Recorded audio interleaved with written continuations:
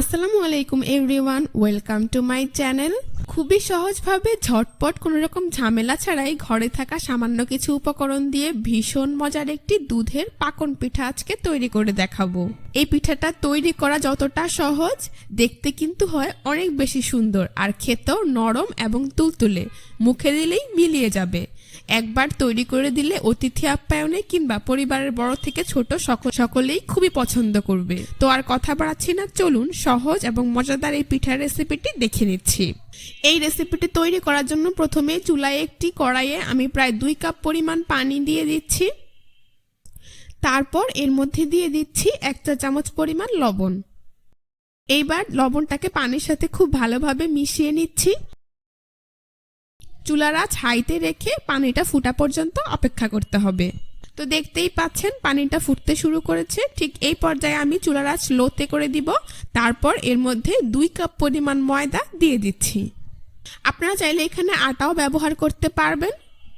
এখন ময়দাটাকে গরম পানির সাথে এইভাবে মিশিয়ে খুব ভালোভাবে একটি ডো তৈরি করে নেব। নর্মাল সেদ্ধ রুটি তৈরির জন্য আমরা আগে যেভাবে আটার কাই তৈরি করে নিই, ঠিক সেভাবে এখানে আমি ময়দার কাইটা তৈরি করে নেব। আশা করি আপনারা দেখেই বুঝতে পারছেন। খেয়াল রাখতে হবে যেন ময়দাটা ভালোভাবে সেদ্ধ হয়, তাহলে পিঠাগুলো পারফেক্ট হবে। তো দেখতেই পাচ্ছেন কাইটা কিন্তু আমার তৈরি করা হয়ে গিয়েছে। এখন চুলা বন্ধ করে একটি ঢাকনা দিয়ে ঢেকে এটাকে এভাবেই রেস্টে রেখে দেব 5 মিনিটের জন্য। এতে করে ময়দাটা ভালোভাবে সেট হয়ে যাবে। তো ফিরে এলাম 5 মিনিট পর, ঢাকনা সরিয়ে নিচ্ছি। দেখতেই পাচ্ছেন আমার ময়দা পারফেক্টলি সেট হয়ে গিয়েছে। এখন এটাকে আরো কিছুক্ষণ নেড়ে চেড়ে খুব ভালোভাবে মিশিয়ে একটি মিক্সিং বলে নিয়ে নিচ্ছি। পুরোপুরি ঠান্ডা করা যাবে না, হালকা গরম থাকা অবস্থায় এটাকে মিক্সিং বলে নিয়ে খুব ভালোভাবে মথে নিতে হবে। এই কাইটা খুব বেশি ঠান্ডা হয়ে গেলে তখন কিন্তু পিঠার শেপটা পারফেক্ট আসবে না। তো কিছুটা গরম থাকা অবস্থাতেই আমি হাত দিয়ে খুব ভালোভাবে এই ময়দার কাইটাকে মথে নিচ্ছি। 5 থেকে 10 মিনিট সময় নিয়ে এভাবে মথে নিলেই দেখতে পাবেন কাই অনেকটাই মসৃণ হয়ে গিয়েছে। তো ময়দার এই কাইটাকে খুব ভালোভাবে এইভাবে মেখে আমি ডোয়ের মতো শেপ দিয়ে দিয়েছি। এখন অন্য একটি ছোট বাটিতে আমি একটি ডিম নিয়ে নিয়েছি। এইবার একটি কাঁটা চামচ দিয়ে ডিমটাকে খুব ভালোভাবে ফেটিয়ে নিচ্ছি। ডিম ফেটানো হয়ে গেলে এবার এই ফেটানো ডিম থেকে অর্ধেকটা আমি এর মধ্যে দিয়ে দিচ্ছি। পুরো ডিমটা দেওয়ার প্রয়োজন নেই, অর্ধেকটা দিলেই চলবে। এখানে ডিমটা অবশ্যই দিতে হবে, এতে করে নাস্তাটা খেতে কিন্তু অনেক বেশি মজার হবে।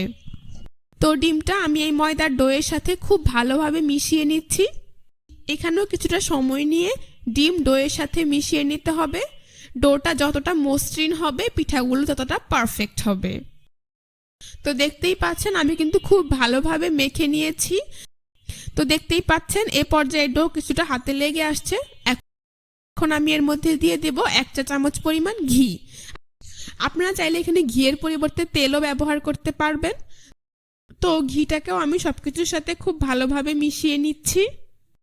এইখানে ঘি দিলে পিঠার মধ্যে খুব সুন্দর একটা ফ্লেভার আসবে আর পিঠাটা বানানোর সময় বারবার হাতে লেগে আসবে না। আশা করি আপনারা দেখেই বুঝতে পারছেন। তো ঘি দিয়ে এই ডোটাকে খুব ভালো করে মাখিয়ে নেওয়ার পর দেখতেই পাচ্ছেন এরকম স্মুথ আর নরম একটি ডো তৈরি হয়ে গিয়েছে। এখন এখান থেকে পরিমাণ মতো ময়দার মিশ্রণ নিয়ে নিচ্ছি।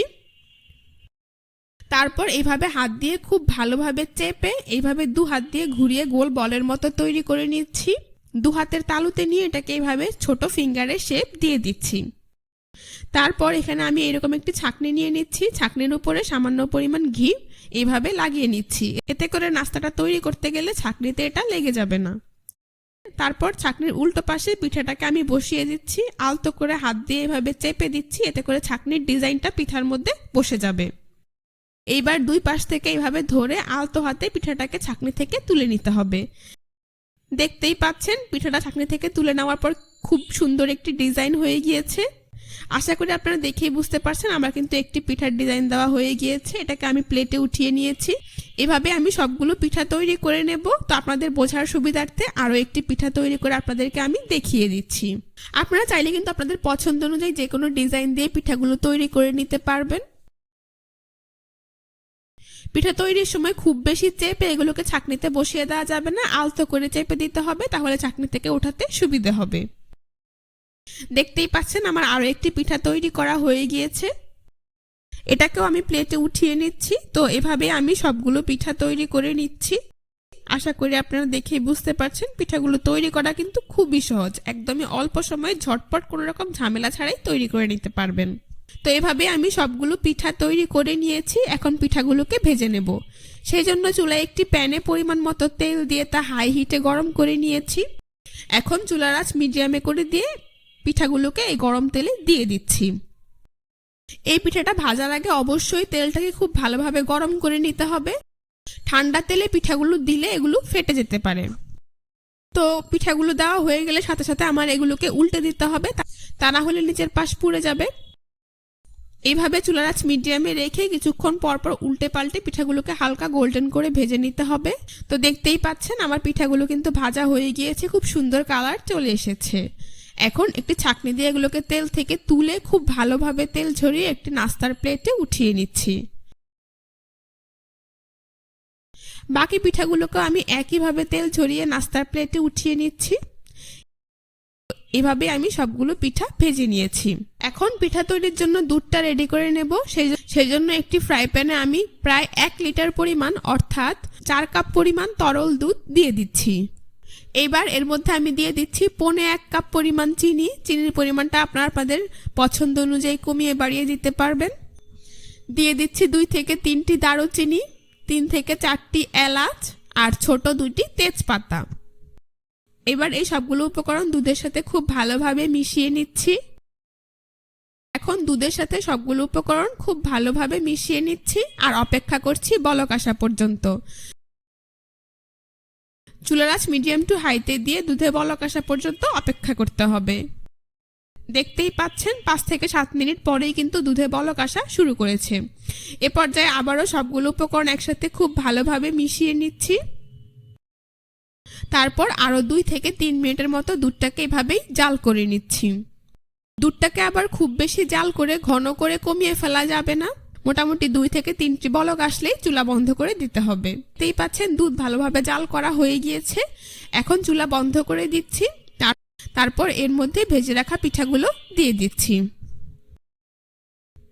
সবগুলো পিঠা আমি এখানে দেখতেই পাচ্ছেন আমার কিন্তু পিঠাগুলো দেওয়া হয়ে গিয়েছে। এখন একটি চামচ দিয়ে আমি পিঠাগুলোকে দুধের মধ্যে এভাবে ডিপ করে নিচ্ছি। কিছুক্ষণ পর 2-1 বার উল্টে পাল্টে দিচ্ছি। তারপর একটি ঢাকনা দিয়ে ঢেকে এটাকে এভাবেই রেখে দেব 5 থেকে 6 ঘন্টার জন্য। আতে পিঠাটি তৈরি করে সকালে খেলে সবচেয়ে ভালো রেজাল্ট পাওয়া যাবে। তো 5 ঘন্টা পর আমি ঢাকনাটা উঠিয়ে নিচ্ছি। দেখতেই পাচ্ছেন পিঠাটা কিন্তু অনেকটাই ফুলে গিয়েছে, দুধের রসটা পিঠার মধ্যে খুব ভালোভাবে ঢুকে গিয়েছে। আর পিঠাগুলো একদমই নরম আর তুলতুলে হয়ে গিয়েছে, মুখে দিলেই মিলিয়ে যাবে। ভীষণ মজার একটি পিঠা আজকে তৈরি করে দেখিয়েছি। এখন পরিবেশন করে আপনাদের দেখিয়ে দিচ্ছি। দেখতেই পাচ্ছেন পিঠাগুলো দেখতে মাশাআল্লাহ কতটা সুন্দর হয়েছে, আর এটা খেতেও কিন্তু হয়েছে অনেক বেশি মজার, নরম এবং তুলতুলে। শীতের সকালে অথবা বিকেলের নাস্তায় হঠাৎ অতিথি আপ্যায়নে আপনারা ঝটপট কোনো রকম ঝামেলা ছাড়াই দুধের এই পাকন পিঠাটা তৈরি করে দিতে পারেন। একবার খেয়ে সবাই বারবার এটাই খেতে চাইবে। দুধের পাকন পিঠার রেসিপিটা আপনাদের সবার কাছে ভীষণ ভালো লেগেছে। রেসিপিটি ভালো লেগে থাকলে অবশ্যই আমার চ্যানেলটি সাবস্ক্রাইব করবেন, পাশে থাকা বেল বাটন। শরীরের রোগ প্রতিরোধ ক্ষমতা বাড়াতে আর হজমে সহায়তা করতে সবচেয়ে বেশি উপকারী হচ্ছে দই। যে কোনো বয়সের মানুষই কিন্তু দই খেতে পারে, আর দইটা কিন্তু আমাদের শরীরের জন্য খুবই উপকারী। তো আজকে আমি একদমই সহজ উপায়ে ঘরে থাকা উপকরণ দিয়েই ভীষণ মজাদার একটি মিষ্টি দইয়ের রেসিপি তৈরি করে দেখাবো। আশা করছি রেসিপিটি সকলের খুবই ভালো লাগবে। তো আর কথা বাড়াচ্ছি না, চলুন সহজে রেসিপিটি দেখে নিচ্ছি। এই রেসিপিটি তৈরি করার জন্য প্রথমে চুলায় একটি কড়াইয়ে আমি প্রায় 1 কেজি পরিমাণ লিকুইড দুধ নিয়েছি। আমি এখানে মিল্ক ভিটার লিকুইড দুধটা নিয়েছি, আপনারা চাইলে কিন্তু যে কোনো লিকুইড দুধ এখানে ব্যবহার করতে পারবেন। এবার চুলার আঁচ মিডিয়ামে রেখে অনবরত নেড়ে চেড়ে এই 1 কেজি দুধটাকে আমি একটু ঘন করে কমিয়ে নেব। মোটামুটি 1 কেজি হওয়া পর্যন্ত এটাকে অনবরত নেড়ে চেড়ে আমি জাল করে নেব। আর অবশ্যই অনবরত নাড়তে হবে এই জন্য যাতে এর উপরে সর না পড়ে। সর পড়লে কিন্তু দইটা পারফেক্টলি তৈরি করে নিতে পারবেন না। তো দেখতেই পাচ্ছেন আমি কিছুক্ষণ পর পরে অনবরত নেড়ে চেড়ে দিচ্ছি যাতে এর উপর সর না পড়ে, আর আমার লিকুইড দুধটাও কিন্তু অনেকটাই কমে গিয়েছে। এই পর্যায়ে আমি এটাকে উঠিয়ে রাখবো, আর অবশ্যই উঠিয়ে রাখার পর আপনাদেরকে অনবরত নেড়ে চেড়ে দিতে হবে যাতে এর উপরে কোনোভাবেই সর না পড়ে। এখন দইয়ের জন্য আমি একটি ক্যারামেল তৈরি করে নেব। সেজন্য চুলায় একটি প্যানে প্রায় হাফ কাপ পরিমাণ চিনি দিয়ে দিয়েছি। চিনির পরিমাণটা আপনাদের পছন্দ অনুযায়ী বাড়িয়ে কমিয়ে নিতে পারবেন। এখন চুলার আঁচ একদমই লোতে রেখে এই চিনিটা গলে যাওয়া পর্যন্ত অপেক্ষা করতে হবে। তো দেখতেই পাচ্ছেন চিনিটা কিন্তু গলে গিয়েছে। চুলার আঁচ হাইতে দিয়ে কিন্তু ক্যারামেল তৈরি করা যাবে না, সেই ক্ষেত্রে খুব দ্রুত ক্যারামেলটা পুড়ে যাবে আর এটা খেতে একদমই তেতো লাগবে। তো দেখতেই পাচ্ছেন ক্যারামেলের কালারটা কিন্তু খুব সুন্দর পারফেক্ট একটি কালার এসেছে। এবার এ পর্যায়ে আমি উঠিয়ে রাখা লিকুইড দুধটা এর মধ্যে দিয়ে দিচ্ছি। প্রথমে দেওয়ার সাথে সাথে ক্যারামেলটা কিছুটা শক্ত হয়ে যেতে পারে, এখানে চিন্তা করার কিছুই নেই। কিছুটা সময় নিয়ে এইভাবে অনবরত নেড়ে চেড়ে নিলে দেখতে পাবেন ক্যারামেলটা গলে দুধের সাথে মিশে গিয়েছে। তো ক্যারামেলটা গলে মিশা পর্যন্ত আমি অপেক্ষা করব, আর দুধটাকে এইভাবে অনবরত একটি হ্যান্ড উইচ দিয়ে খুব ভালোভাবে মিশিয়ে নেব। দেখতেই পাচ্ছেন ক্যারামেলটা কিন্তু গলে গিয়েছে আর দুধের কালারটাও চেঞ্জ হয়ে এসেছে। এখন আমি এর মধ্যে অ্যাড করে দিচ্ছি প্রায় 1/3 কাপ পরিমাণ গুঁড়ো দুধ। এইটা টোটালি অপশনাল, না থাকলে না দিলেও চলবে। এবার গুঁড়ো দুধটাকেও আমি খুব ভালোভাবে লিকুইড দুধের সাথে মিশিয়ে নিচ্ছি। খুব ভালোভাবে গুঁড়ো দুধটাকে আমি লিকুইড দুধের সাথে মিশিয়ে নিয়েছি। এখন এর ঘনত্বটা আপনাদেরকে একটু দেখিয়ে দিচ্ছি, আশা করি আপনারা দেখেই বুঝতে পারছেন। মোটামুটি 3 থেকে 4 মিনিটের মতো সময় নিয়ে জাল করেই এখন আমি চুলাটা অফ করে দেব। জাল করেই চুলাটা বন্ধ করে দেব, আর এই দুধের মিশ্রণটা কুসুম গরম হওয়া পর্যন্ত অপেক্ষা করব। তারপর অন্য একটি মিক্সিং বলে এখানে আমি প্রায় 1.5 কাপ পরিমাণ নিয়েছি টক দই। আজকে দইটা তৈরি করতে এখানে আমি টক দইটাকে বীজ হিসেবে নিয়েছি। আপনারা চাইলে মিষ্টি দইও নিতে পারবেন, তবে সেক্ষেত্রে মিষ্টি দইয়ের পরিমাণটা একটু বাড়িয়ে নিতে হবে। আমি আগেই টক দইটাকে স্ট্রেনারে রেখে একটু পানি ঝরিয়ে নিয়েছি। এখন একটি হ্যান্ড উইচ দিয়ে টক দইটাকে খুব ভালোভাবে ফেটিয়ে নিচ্ছি। তো দেখতেই পাচ্ছেন ফেটানো হয়ে গিয়েছে। এবার আমি এরকম একটি মাটির পাত্রে নিয়েছি, মূলত এই পাত্রে আমি দইটা জমাবো। তো সেই জন্য টক দই থেকে সামান্য পরিমাণ দই আমি এই মাটির পাত্রে নিয়ে চারপাশে দইটাকে লাগিয়ে নিচ্ছি। এতে করে মিষ্টি দইটা জমার পর এটার পাত্রের চারপাশে লেগে যাবে না। আমি আজকে মাটির পাত্রে দইটা জমাবো। আপনারা চাইলে যে কোনো প্লাস্টিকের বাটিতে কিংবা ওভেন প্রুফ কাচের বাটিতেও দইটা জমাতে পারবেন। তো কিছুক্ষণ পর দেখতেই পাচ্ছেন আমার দুধটা কিন্তু কুসুম গরম হয়ে গিয়েছে। এই যে হাত দিয়ে স্পর্শ করলে আপনারা বুঝতে পারবেন দুধটা কুসুম গরম থাকা অবস্থাতে আপনাকে এখানে টক দইয়ের বীজটা দিয়ে দিতে হবে। কোনোভাবে দুধটাকে ঠান্ডা করা যাবে না, আবার খুব বেশি গরম দুধেও আপনি টক দইয়ের বীজটা দিতে পারবেন না, সেই ক্ষেত্রেও দইটা পারফেক্ট হবে না। তো কুসুম গরম দুধে এবার আমি ফেটিয়ে রাখা সবটুকু টক দই দিয়ে দিয়েছি। এবার একটি হ্যান্ড উইচ দিয়ে খুব ভালোভাবে দইটাকে এইভাবে মিশিয়ে নিচ্ছি। আপনারা চাইলে এই পর্যায়ে দইয়ের সম্পূর্ণ মিশ্রণটাকে একটি স্ট্রেনারে ছেঁকে নিতে পারবেন, তবে না ছেঁকে নিলেও চলবে। আশা করি আপনারা দেখেই বুঝতে পারছেন মেশানো হয়ে গিয়েছে। দেখতেই পাচ্ছেন উপরে খুব সুন্দর বাবুল উঠেছে। এখন এই মিশ্রণটাকে আমি সরাসরি যেই পাত্রে দই জমাবো সেখানে ঢেলে দিচ্ছি।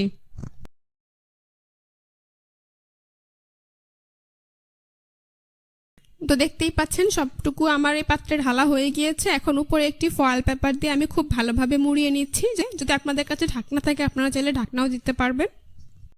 এখন দই তৈরি করার জন্য আজকে আমি এরকম একটি বড় পাত্র চুলায় বসিয়ে দিয়েছি। তারপর এর মধ্যে আমি দিয়েছি এরকম মোটা একটি কম্বল। কম্বলটাকে আমি প্রায় 3টি ভাঁজ দিয়ে দিয়েছি। এবার চুলার আঁচ একদম লোতে রেখে আমি এই কম্বলটাকে পাত্রের মধ্যে বসিয়ে দেব। তারপর একটি ঢাকনা দিয়ে ঢেকে কিছুক্ষণের জন্য এটাকে প্রি হিট করে নেব।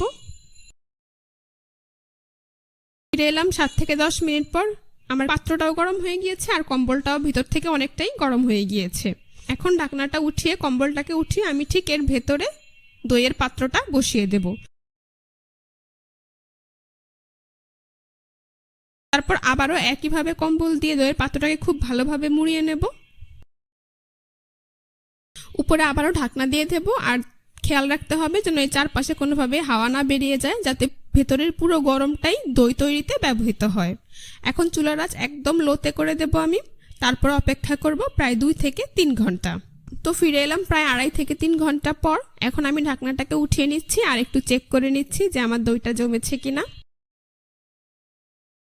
উপরের ফয়েল পেপারটা সরিয়ে নিচ্ছি। দেখতেই পাচ্ছেন মাশাআল্লাহ আমার দইটা কিন্তু পারফেক্টলি জমে গিয়েছে। আশা করি আপনারা দেখেই বুঝতে পারছেন। এখন এটাকে আমি এখান থেকে তুলে নিচ্ছি, তারপর নর্মালে রেখে কিছুটা ঠান্ডা করে নেব। মোটামুটি 1 থেকে 1.5 ঘন্টা আমি নর্মাল ফ্রিজারে ঠান্ডা করে নিয়েছি, তারপর পরিবেশন করে আপনাদের দেখিয়ে দিচ্ছি। দেখতেই পাচ্ছেন আমার দইটা দেখতে মাশাআল্লাহ কতটা সুন্দর হয়েছে, আর খেতেও কিন্তু হয়েছে অসাধারণ। একদমই দোকানের মতো খেতে পারফেক্ট একটি মিষ্টি দই আজকে আমি আপনাদেরকে তৈরি করে দেখিয়েছি। এই গরমে শরীর সুস্থ রাখতে, হজমে সহায়তা করতে কিংবা শরীরের রোগ প্রতিরোধ ক্ষমতা 10 গুণ বৃদ্ধি করতে দইয়ের জুড়ি মেলা ভার। আশা করছি আজকের রেসিপিটা আপনাদের সবার কাছে ভীষণ ভালো লেগেছে। রেসিপিটি ভালো লেগে থাকলে অবশ্যই আমার চ্যানেলটি সাবস্ক্রাইব করবেন, পাশে থাকা বেল বাটনটি অন করে দিবেন। আজ এ পর্যন্তই, সবাই ভালো থাকবেন, সুস্থ থাকবেন। আল্লাহ হাফেজ।